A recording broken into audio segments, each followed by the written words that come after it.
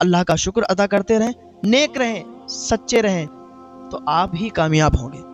ہاں، میں آپ کو بتاؤں کہ ایک بادشاہ کا بیٹا تھا جو کہ سیر و تفریح پر نکلا ہوا تھا، جا رہا تھا تو ایک بوڑھی خاتون تھی جس کی بہت ہی خوبصورت بیٹی تھی، بہت ہی حسین و جمیل بیٹی تھی۔ ایک جھوپڑی میں، ایک کٹیا میں رہا کرتے تھے، غریبی بہت تھی تو اسی جھوپڑی میں رہا کرتے تھے۔ بادشاہ کے بیٹے کا گزر ہوا، اس نے اس کو دیکھ لیا۔ جب اس کی نظر اس پر پڑی تو بادشاہ کا جو بیٹا تھا اس کا دل اس پر آ گیا، اور ایسا اس کی محبت میں گرفتار ہوا، بلکہ محبت نے اس کو مودت ہو گئی، اتنی لگن ہو گئی، عشق ہو گیا، دیکھتے ہی دیکھتے پیار ہو گیا، دیکھتے ہی دیکھتے عشق ہو گیا۔ اور جب عشق ہو جاتا ہے، محبت تو الگ چیز ہے، عشق الگ چیز ہے۔ عشق میں اگر معشوق سامنے نہ رہے تو پھر ایسا لگتا ہے کہ اب روح نکل جائے گی، اب جان نکل جائے گی۔ وہ کسی عاشق سے کسی نے پوچھ دیا تھا کہ عشق ایک ڈھونگ ہے، تو ڈھونگ کرتا ہے۔ وہ سچا عاشق تھا، اس نے کہا تھا کہ عشق ایک ڈھونگ ہے؟ نہیں، تجھے عشق ہو خدا کرے، پھر تجھے اس سے کوئی جدا کرے تو اسی کا نام جپا کرے، اسے تسبیحوں پہ پڑھا کرے، پھر میں تجھ سے کہوں عشق ایک ڈھونگ ہے، تو نہیں نہیں کہا کرے۔ تو عشق جسے ہو جاتا ہے تو پھر وہ یہ چاہتا ہے کہ معشوق اس کا ہمیشہ اس کے سامنے رہے، اس کے پاس ہے۔ تو بادشاہ کے بیٹے کو عشق ہو گیا اس لڑکی سے۔ اس نے کہا جلدی سے مجھے میرے بابا کے پاس لے چلو، مجھے میرے باپ کے پاس لے چلو، مجھے اپنے باپ سے بات کرنی ہے۔ باپ کے سامنے آیا لیکن کہنے کی ہمت نہیں ہوئی، اپنے والد سے کہنے کی ہمت نہیں ہوئی کہ میں اس سے پیار کرتا ہوں، میں اس سے شادی کرنا چاہتا ہوں۔ جا کے اپنے کمرے میں لیٹ گیا اور اسی کی یادوں میں، اسی کے خیالوں میں رہا۔ لڑکی اتنی خوبصورت تھی، اتنی حسین و جمیل تھی کہ پہلی بار دیکھتے ہی بادشاہ کا بیٹا فدا ہو گیا۔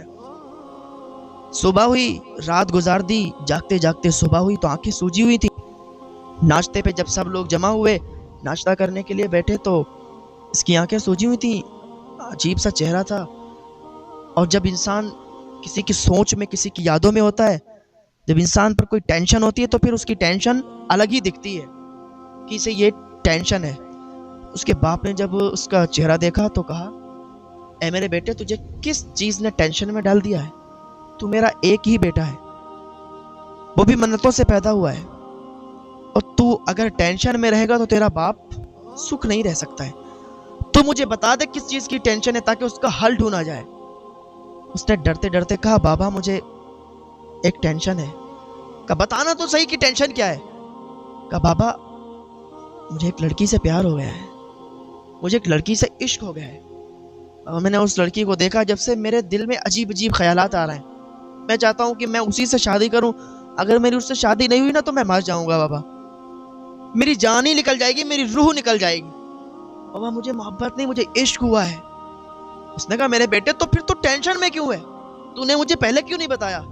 اب ٹینشن ہٹا دے، ٹینشن دور رکھ، کہیں بھی کوئی بھی ہو میں تیری شادی اس سے کراؤں۔ اس نے سنا، خوش ہو گیا کہ میرا باپ راضی ہو گیا، تو پھر کوئی ٹینشن کی بات ہی نہیں ہے، وہ ٹھیک ہو گیا۔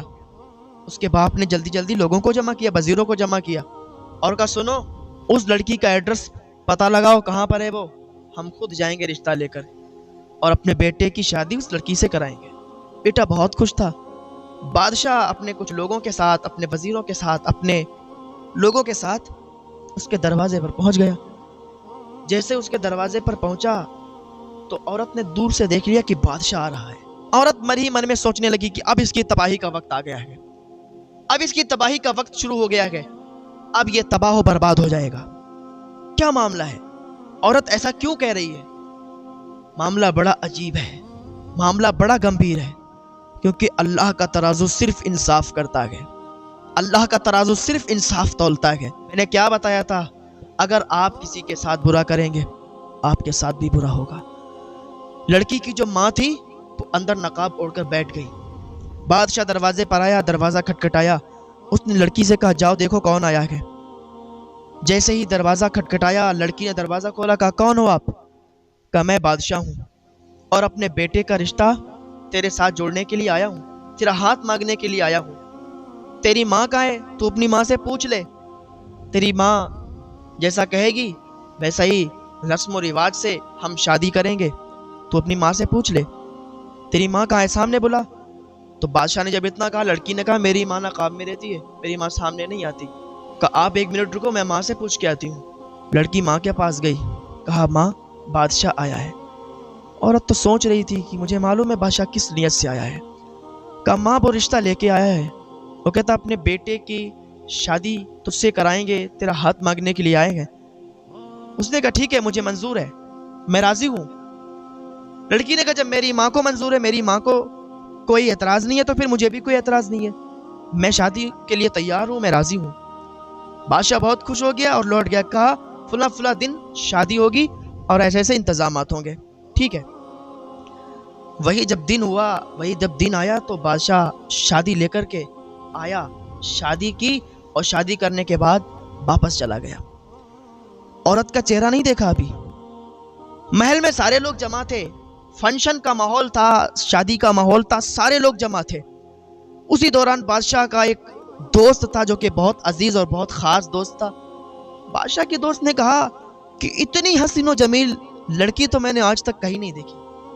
جتنی حسین و جمیل تیری بہو ہے، تیری بیٹے کی بیوی ہے، اتنی حسین و جمیل، ارے اس کے ماں باپ پھر کتنے حسین و جمیل ہوں گے، کہ جس کا بچہ ایسا ہے اس کے ماں باپ کتنے حسین و جمیل ہوں گے، کتنے خوبصورت ہوں گے. بلاؤ نا ان کے ماں باپ کو، ذرا ان کا بھی چہرہ دیکھیں، وہ کتنے حسین و جمیل ہیں، وہ کتنے خوبصورت ہیں. تو بادشاہ نے کہا اس کا باپ شاید زندہ نہیں ہے، کیونکہ اس کی ماں ہی سے ملاقات ہوئی ہے اور ابھی تک رشتہ طے ہوا، شادی ہوئی تو اس کی ماں سے ہی ملاقات ہوئی ہے، اس کا باپ شاید زندہ نہیں ہے. کہا اس کی ماں کو لایا جائے. ماں آنے کے لیے تیار نہیں تھی تو زبردستی اٹھا کے لایا گیا ماں کو. اس کی ماں، اس لڑکی کی ماں بیچ دربار میں آ کے کھڑی ہو گئی. بادشاہ نے کہا کہ آپ اپنے نقاب کو ہٹا لیں، لوگ آپ کا چہرہ دیکھنا چاہتے ہیں اور آپ کی تعریف کرنا چاہتے ہیں کہ جس کی بیٹی اتنی خوبصورت ہے اس کی ماں کتنی خوبصورت ہوگی، کتنی اچھی اس کی ماں ہوگی کہ جس نے ایسی بچی کو جنم دیا گیا، ایسی خوبصورت لڑکی کو پیدا کیا گیا. آپ اپنا نقاب ہٹائیں. اس نے کہا بادشاہ میں نقاب نہیں ہٹا سکتی. کہا ہٹا لیجئے ورنہ زبردستی کی جائے گی.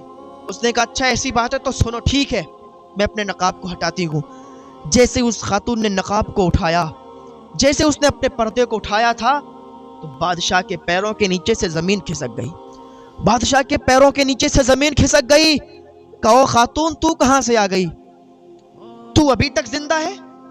کہاں میں ابھی تک زندہ ہوں. سارے لوگ دیکھ رہے تھے لیکن اللہ کا ترازو صرف انصاف تولتا ہے. جو انسان کسی کے ساتھ برا کرے گا وہ ایک نہ ایک دن اس کے سامنے وہ دن ضرور آئے گا کہ وہ لوگوں کی نظروں میں ذلیل ہوگا. آج بادشاہ کا یہ انصاف کا دن تھا، آج بادشاہ کا یہ ذلت کا دن تھا.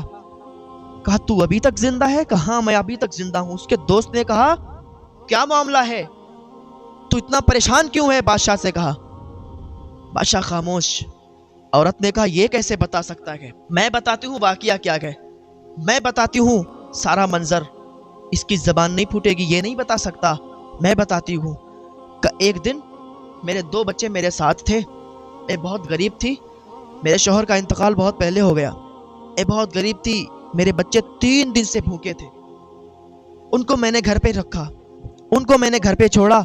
میں نے سوچا بادشاہی ہے جو مدد کر سکتا ہے، بادشاہ بہت زیادہ پیسے والا ہے. تو بادشاہ کے پاس میں آئی، اسی کے پاس آئی تھی اپنی فریاد لے کر. میں نے اس کو اپنی فریاد سنائی تھی. میں نے اس سے کہا تھا کہ میری مدد کر دو، میرے 2 بچے 3 دن سے بھوکے ہیں، ان کو کھانا کھلانا ہے.